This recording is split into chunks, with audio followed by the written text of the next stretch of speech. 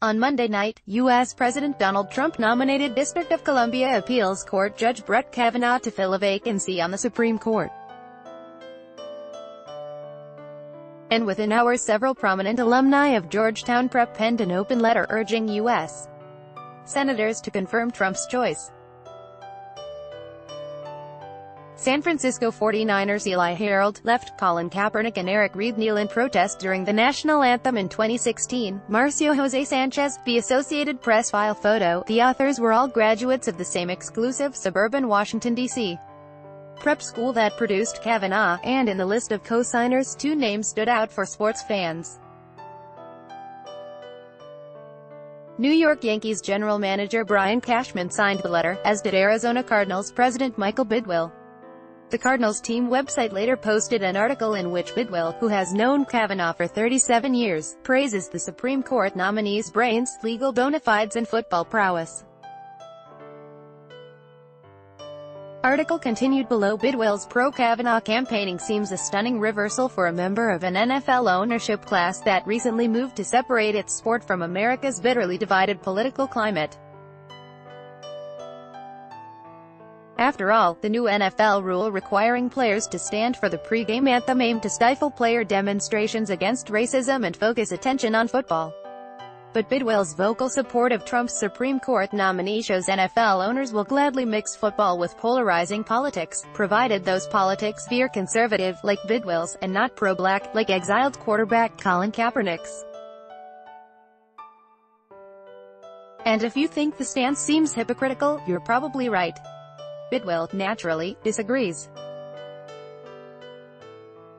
Tuesday afternoon, he appeared in studio with Phoenix-based conservative radio host Mike Broomhead to promote Kavanaugh further, and argued that his advocacy doesn't constitute a double standard. "People are saying stick to sports," he said.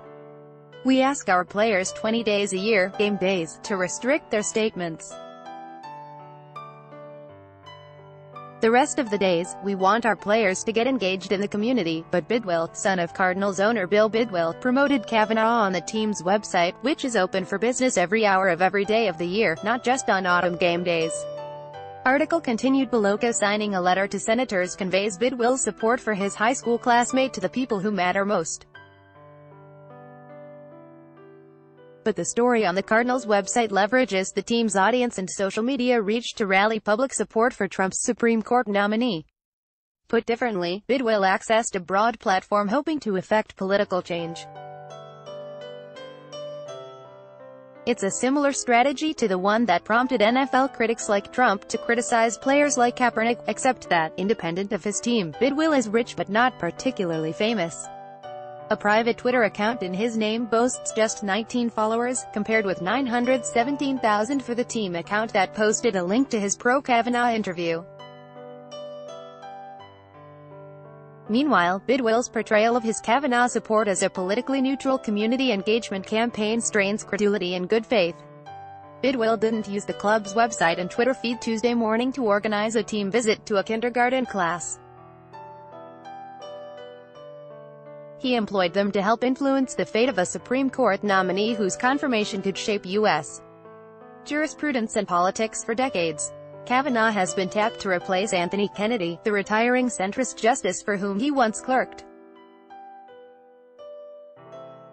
His arrival would add another conservative judge to a Supreme Court Trump wants to push to the right, and his nomination has Democratic senators planning ways to block his confirmation.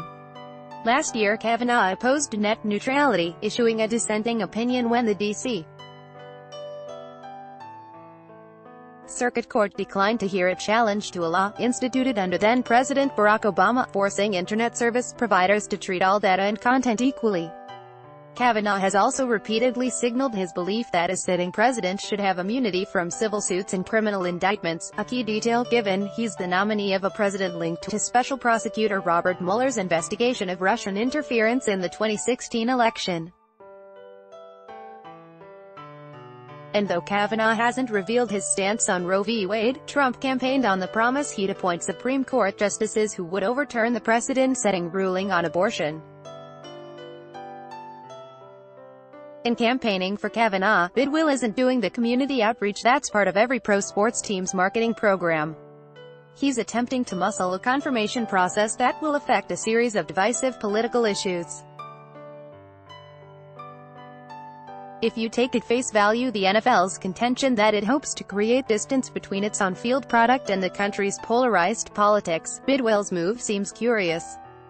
But viewed in the context of the league's attempts to appease Trump, and the different standards in effect for owners and players, Bidwill using his team's media apparatus to help Kavanaugh make sense. Kaepernick's anti-racist politics might make league officials uneasy, but pro-conservative lobbying from owners like Bidwill is always welcome.